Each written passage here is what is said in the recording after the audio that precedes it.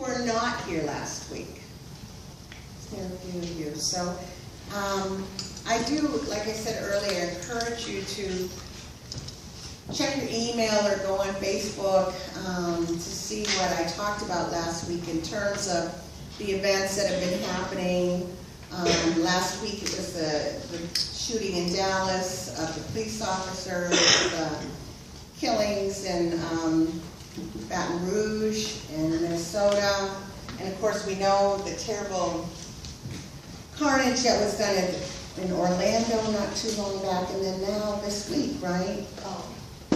Just dreadful happening in France on the Riviera, I believe it was, where people were enjoying Bastille Day.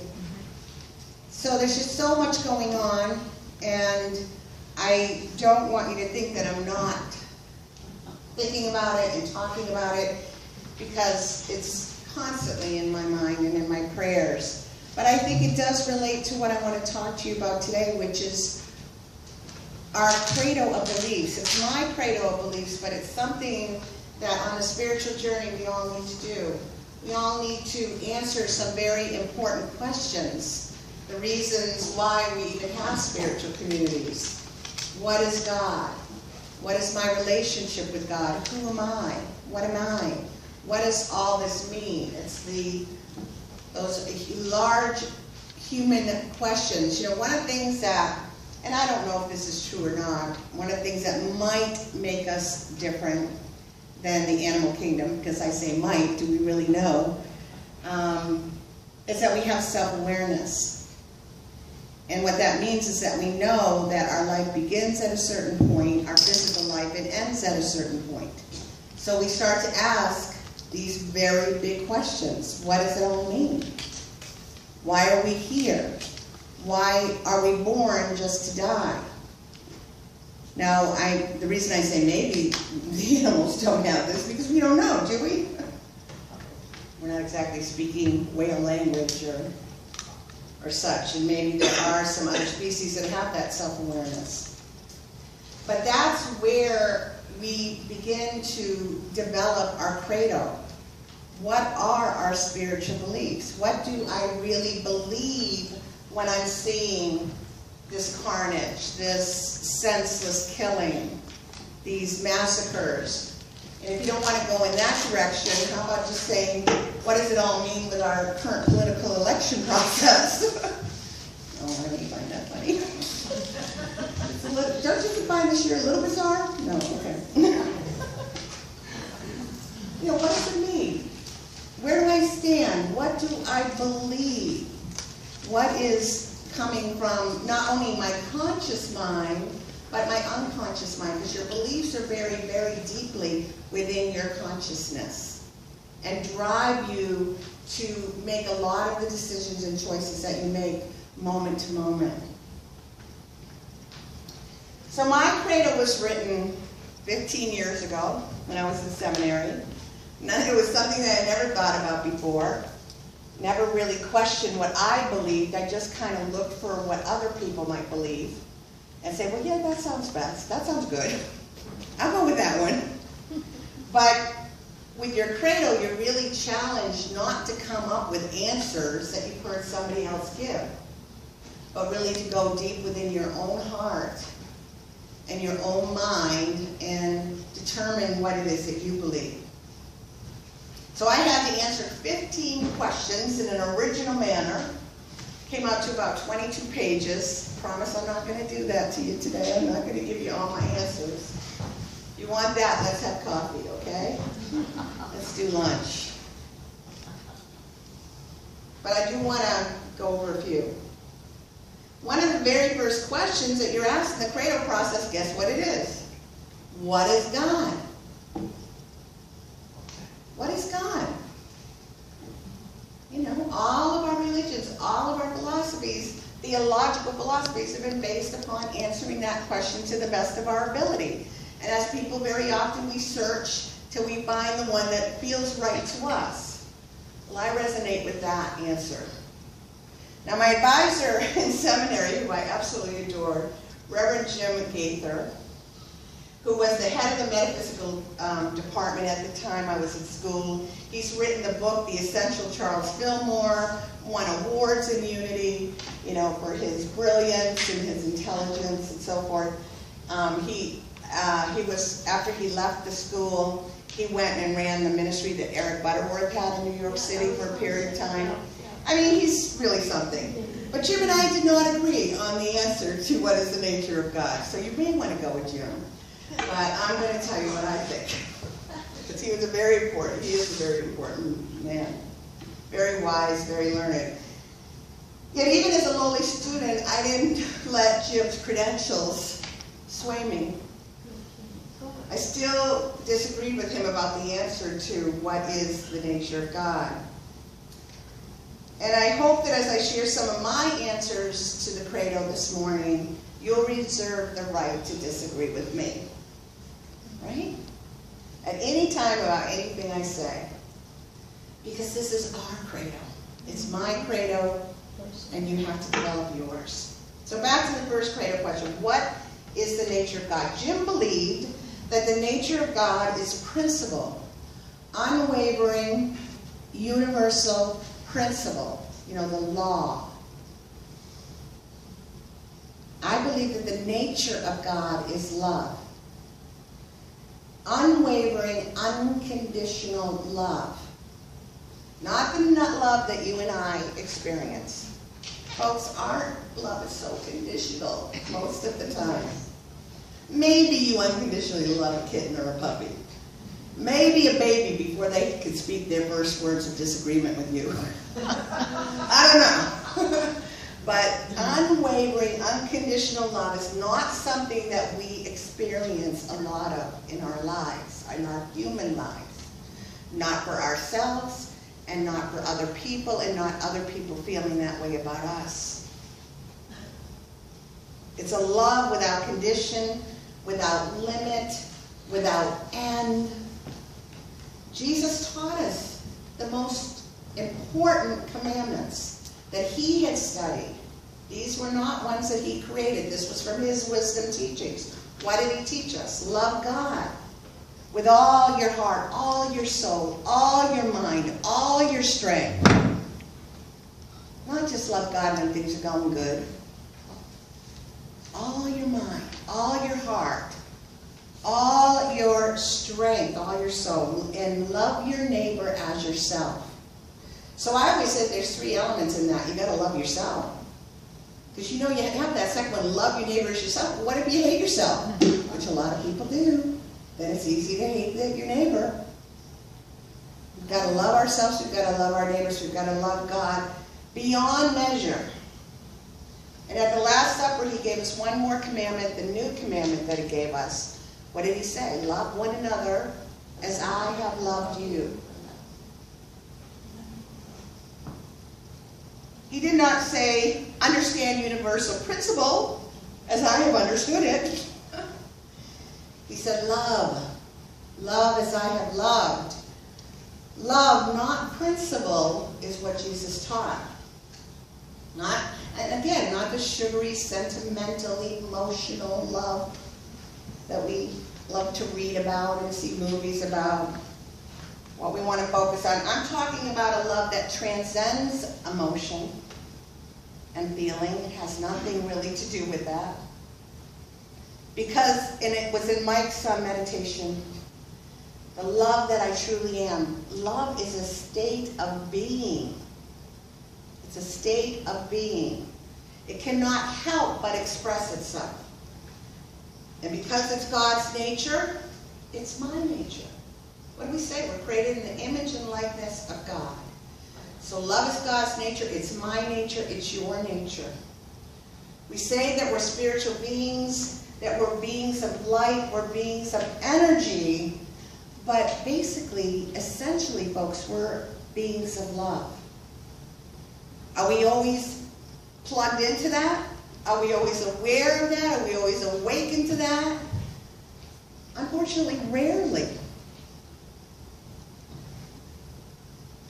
Because it's an essence of being that we do not yet fully understand.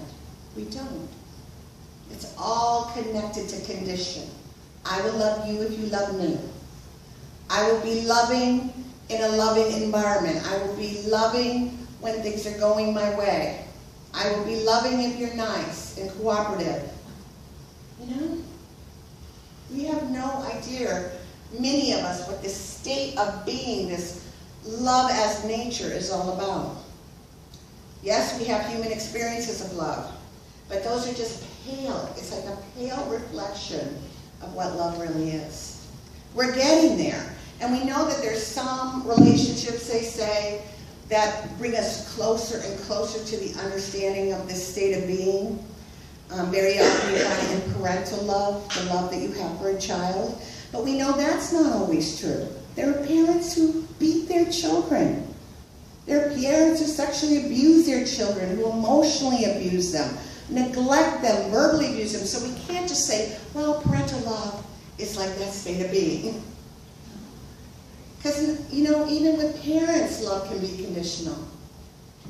You do what I want you to do or else. You become what I want you to become. You act the way I want you to. You know, we know families where parents have cut off their children. So even that is a pale reflection of the state of being. Love is not a sentimental feeling, it's a force. It's a powerful, vital life force, folks. And when this force is most obvious, when it is most obvious in our lives, what do you think it is? Ironically, it's when we are losing a person, whether it's through physical death, whether it's through, like what's going on here, a separation. That's when we tend to get more into that state of being with each other. You know, if you've ever noticed when you have to say goodbye to someone, it's almost like you're really seeing them again for the first time. It no longer matters what they think about you, how they see you. There's no future to even worry about. Get it? You're really in the moment. You can just fully relax and just be. And you see them as they really are in an atmosphere of love. That's often what happens. Sometimes people get mad. I talked about that, right? Back on whenever I gave the first talk about leaving. Some people get angry at you so they don't have to say goodbye. Some people just leave because they don't want to deal with the feelings. But if you stay present to what's happening, whether it's someone leaving your life because they're going on to another chapter in theirs, or if you've had the precious opportunity to be with somebody who's transitioning from this life, from their physical life into the spiritual life, it's amazing. Because there's no agenda. There's no positioning, no expectations, no conditions to this experience. Is there? You simply are fully and completely present with and to the other individual. That's the opportunity we have. You know, one of the things that's coming up with my leaving is like people are, you know, it's that kind of grasping. Are you going to still stay in touch with me? Will you still be there for me? Can I call you? Can I see you? Do you see that that's conditional? Conditional love? If we could learn how to just let go and be present. Like what would it be like if every time you were with somebody you said, this could possibly be the last time?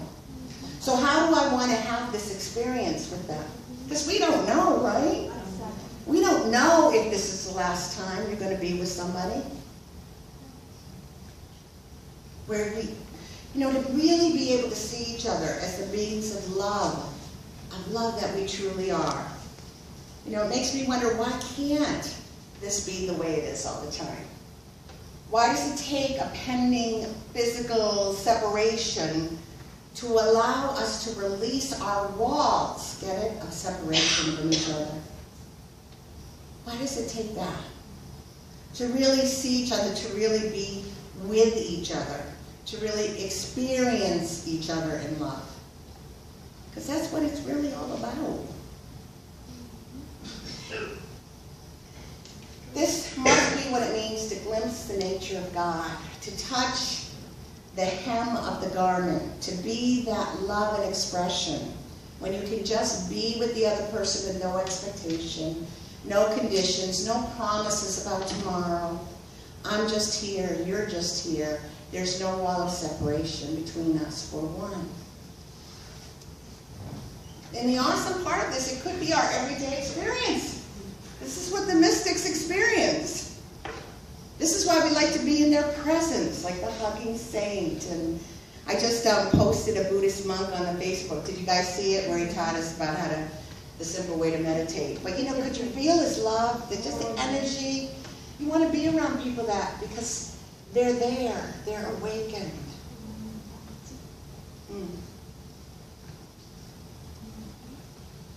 You know, we don't have to wait to lose someone to be in that state of love with them. Wouldn't it be an amazing thing? We could always see someone as it would be our very last time. Think about it. Think about how it would change the way we would do life. Well, time for one second question. I gotta watch the time. Hey, if you come on the 31st, it's going to be a marathon service, because nobody will go. So anyway, I want to go on to another aspect that Jim and I disagreed on about the nature of God. Oh, I can't even go on to the next question, because this is important. Maybe I'll just talk to you about this question, but it's this concept that God is unchanging, absolute, and complete. This is what Jim believes, and this is what Unity believes, and what Unity teaches. But I have serious problems with this, with the concept of an unchanging, absolute God. Because God's creation, folks, you and me, are in a constant state of change, in evolution, aren't we? Yeah. And how can God be separate from its creation? Don't we teach in Unity that God created us in its image and likeness? And as God's creation, we develop, we grow, we change continuously. So it's impossible for me to believe that God is simply waiting in an absolute state of perfection and bliss for all the other creations to reach completion. Boring. How boring, to use an anthropomorphic expression. And ultimately, how boring for us, because I don't want to get there. Be in eternity, in this blissful, completed, absolute state. Yawn. Why do you think we come in here? Why do you think we incarnate into flesh bodies? Because it's so much fun. We love it. I love people who say, this is the last time I want to be here. I don't want to come back. I'm like, oh, who are you kidding?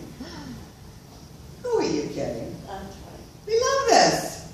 Why would we so desperately try to stay here? We didn't love it. You know, I, for one, am not looking forward to reaching a final destination. Can you really imagine the journey we call eternal life coming to an end? In a sense of a blissful, like, one of the common sayings when people make their transition is, may they rest in peace. Can you imagine resting in peace for all of eternity? You know, a lot of people don't, I'm going to cure you of this rest in peace stuff right now. I am, because, oh man, it just gets me, because it's based in traditional theology. Resting in peace is based on the theology in Christianity that when you die, you cannot be cremated, your body has to be put into a coffin, because one day Jesus is going to come back, right, from the sky and raise you up in bodily form. So you're resting in peace until Jesus comes and raises you out of your coffin and brings you to heaven. Stop saying to people, rest in peace. Come on. That's not what we believe in Unity, is it? No. Rest in peace. No! I'm going to keep growing and evolving, and the second coming. What is the second coming, folks? Coming into Christ consciousness yourself, waking up yourself. You're resting in your coffin. You're going to be there a long time. I am absolutely, without a doubt, confident that God is not finished with itself. God is continuing to create itself through you and through me, in this physical realm, on this earth and beyond. God is creating itself in this unity community. In the 20 years that have passed, and in the 20 years to come, and the 20 years after that, and the 20 years after that, and on and on and on. That is the way I truly believe it works. I do. Thank you. And you know, if you totally disagree with me, I'm leaving in 2 weeks. Hire someone you agree with. Ask them their credo. What is the nature of God? And then listen.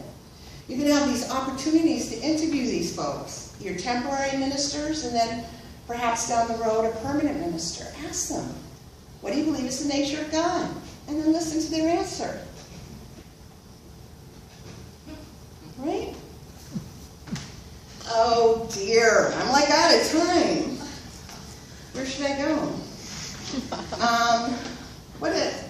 Well, how about who are we? You want that answer to that? What is the nature of humankind? I know you know it. You better know it after 9 years of being here with me. Because this is an easy one. The nature of God is what? Love. Then what's our nature? Love. Thank you. We are love expressing, we're love in expression, we are God in expression. And just as God is not absolute, complete, and finished, but always in a state of becoming, the same is true for you and me. So it's all good. There's nothing to feel shame about. You are exactly where you're supposed to be. You come up to this point of time, it's good. We're spiritually growing up. We're spiritually maturing. I never bought that. You know, we were in a perfect state and then we fell. That's the story of the Garden of Eden. It's one way to interpret it. But heavens, you know, that one brings so much shame and guilt. How about you're an infant in your spiritual development and you are growing up, you're maturing, you're evolving. God has already grown up, and we as God's children are still in the process of growing up. That's why God never has to forgive us. You know, when your children are growing up, if you are an unconditionally loving parent, if you're one of the abusive ones, forget it, you won't understand this. But if you're unconditionally loving, as your children grow up, they're going to make mistakes, right? Errors, trip, fall, do stupid things, make sometimes really big boo-boos. But do you still love them? Yeah. God loves us. Because God's nature is love. So part of that, our growth experience, is to become more and more and more aware of this nature, our divine nature of love. And our relationship between God and its creation, what is the relationship? That's the third question. Well, I believe that I'm a living, breathing expression of God. Just one expression, so breathe. You know, some people hear it like I'm saying I'm the totality of God. No. I am, it's like an ocean and I'm a wave. God is the ocean, you're the wave. I'm a wave. I'm an expression of that absolute. And God has given me freedom of will. The choice to be that expression or not. Yay! So every moment it's my choice to be an expression of love, of truly what I am, or something less than love. When you see this craziness going on in the world, folks, it's being done by people who are unconscious. They're not awake. They're not expressing their true nature. But before you separate yourself from them, they're simply a projection of our consciousness. They're representing our shadow, our collective shadow. This is what we believe. So that it's like, put your attention on what you believe. And then with a certain intention, I'm not saying what you said right, Carmen, but what, you know, if you put your attention on the violence, on the killing, on the hatred, on the separation, it's going to manifest in all sorts of ways. So you're looking in the mirror when you're seeing these people acting out. I have to say, how am I showing up in this life? How are we showing up as a spiritual community in the world? It's my choice. for my life, and it's our choice for this spiritual community. We can go into that separate thinking, us against them, or we can teach what I was teaching you last week. Remember the 3 things? Solidarity, loving the enemy, right? And then becoming aware of what's going on in our own lives and hearts. Because that's where it starts, really.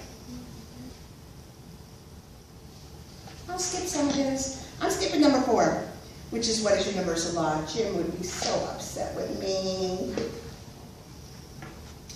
I want to go to question 5, which speaks directly to the law of love. It speaks to how we put this law of love in action. And the question is, how do you view grace? Amazing grace. I was like, I should have had this in there. Amazing. How do you view it? Well, grace is the action of God, folks. That supersedes the law of cause and effect, what I would have just talked to you about for 5 minutes. You know, universal law. What you sow, so shall you reap. Law of cause and effect. Law of grace erases that. Thank goodness. You know, there's some theologies out there in the East. You know, there are a lot of things we love about the East. But for example, in Hinduism, you don't get off the wheel of karma. You got to pay your dues. You got to pay them. What you sow, so shall you reap. The law of cause and effect. One of the great things that the Master Jesus brought us is this law of grace. No, you don't have to reap every seed that you sowed. Thank God. Regardless of what I've done or what I have not done, the grace of God is always available to me. It's the very expression of that unconditional love. And Jesus isn't the only master that brought us this message. The mystics are telling us all the time that God loves us. I can't earn great grace. It's not dependent on whether I'm good or whether I'm bad. Now, if I have the now, if you're listening to this in terms, I hope, for yourself of how God views you. Well, you have the same nature of God. I want you to think in terms of how you should be with other people. If God is this way with us, that's grace. We need to be that way with each other. I cannot earn grace. No one in your life should have to earn your love. It's not dependent on whether I'm good or I'm bad. It is simply there for me, reaching out to me continuously. I love you. I love you beyond measure. I love you without end. I love you without condition. There's nothing you can do to fall from a state of grace with me. It's greater than any seed that I've ever sown in error. It can erase any type of effect that my cause may have produced. Woo! I'm free. This is liberty. You know, we still going from the Old Testament mentality of an eye for an eye. I'm sure some of you out there are saying, but what about justice, BJ? Justice has to be served. That's a lower state of consciousness, folks. In this country, we like to say that the majority are Christians. Baloney. That's baloney. Because Christianity in its true nature, its true teaching is what? Love. And forgiveness. Forgiveness. And even beyond forgiveness, because someday we got to learn there's nothing to forgive.